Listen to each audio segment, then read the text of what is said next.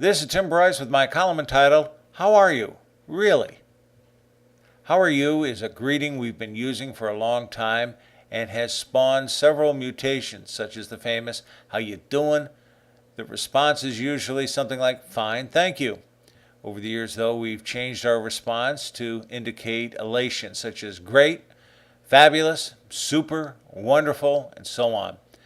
Or to denote depression, such as lousy, horrible, or I could kill someone.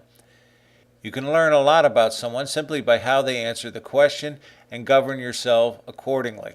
I used to hear a lot of people say things were terrific or other such positive exclamations, but I haven't heard it in a while. Instead, I tend to hear more negative responses, which I interpret as a sign of the times. I used to know a guy who thought everything was super and appeared to be very upbeat. Time and again, you can count on him saying everything was super. He was quite a salesman. He moved out of our area years ago, and I understand he did quite well for himself in land development.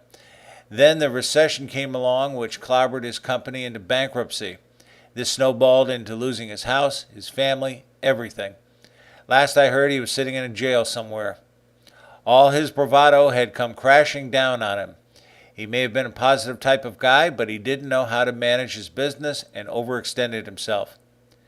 Shortly after learning of this story, I bumped into another friend, and when I asked how she was, she looked directly at me and replied, I'm okay. Simple, yet sincere. I smiled as I knew it was more of an honest appraisal of her condition than the other guy who said everything was unquestionably super. Some people might think the response okay as a mediocre answer, if not rather negative. I tend to see it more as a sign of candor and honesty. I would much rather hear a person say they are okay rather than super any day of the week. As a matter of fact, anyone saying they're great, I tend to treat suspiciously these days. To me, okay is positive, everything else is negative. Now all I have to do is figure out how to respond to, what's up? Friends, keep the faith.